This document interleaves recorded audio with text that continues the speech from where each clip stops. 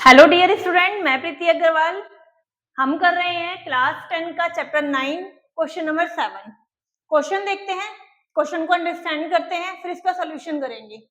From a point on the ground the angle of elevation of the bottom and the top of transmission tower fix at the top of 20 metre high building. Question क्या कहता है कि एक transmission tower है जो कि एक building और उस बिल्डिंग की हाइट है 20 मीटर। 20 मीटर हाई बिल्डिंग के ऊपर एक ट्रांसमिशन टावर लगी हुई है।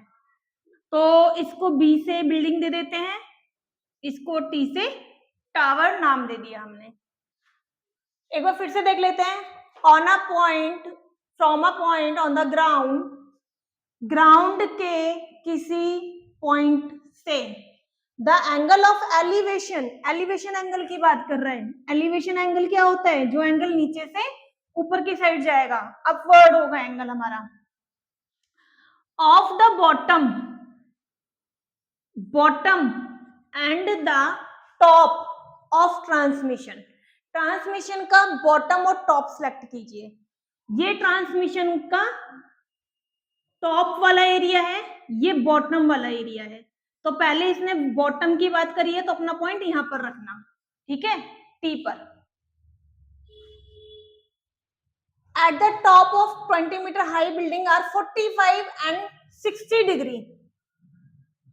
तो ग्राउंड से ट्रांसमिशन के बॉटम का एंगल, पहले बॉटम बोला था और डिग्री पहली हमारी 45 है, वो एंगल है 45,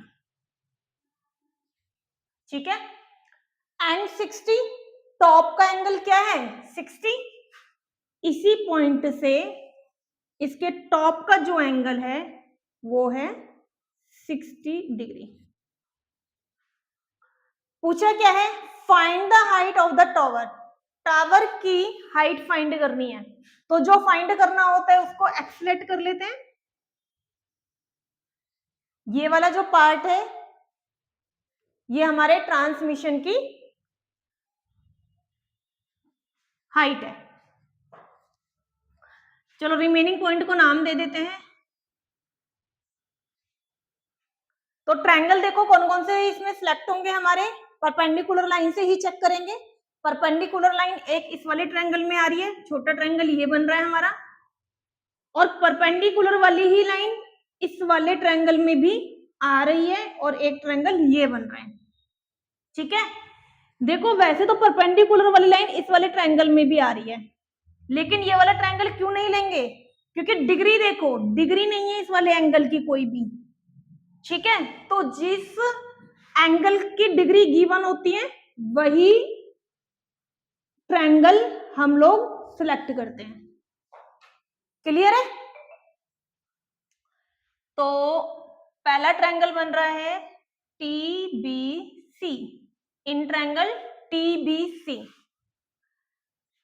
आप देखोगे बेस लाइन दोनों ट्रायंगल में कॉमन आ रही है, तो बेस लाइन को कुछ लेट कर लेते हैं y। फॉर्मूला सिलेक्ट करेंगे परपेंडिकुलर और बेस। परपेंडिकुलर और बेस कहां आ रहा है हमारा? tan का, तो फॉर्मूला सिलेक्ट हुआ tan थीटा।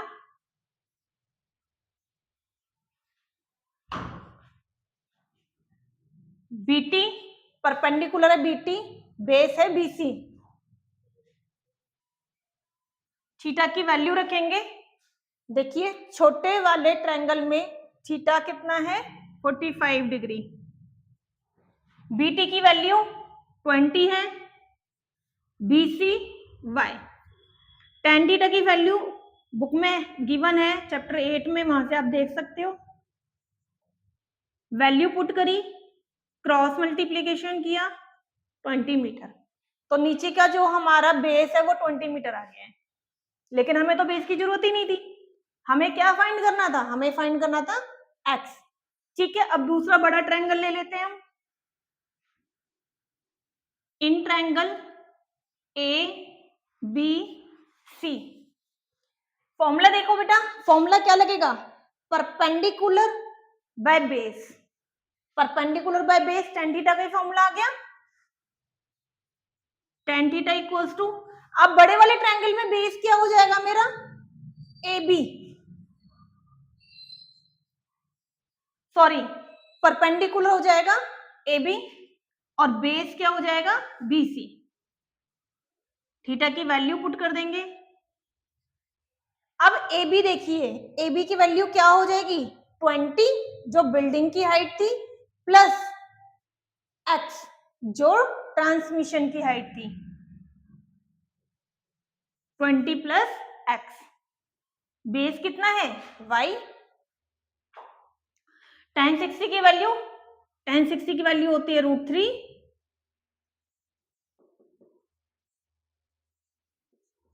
अपॉन कुछ भी नहीं है, डिनोमिनेटर में 1 लेट कर लेंगे, cross multiply y √3 20 plus x,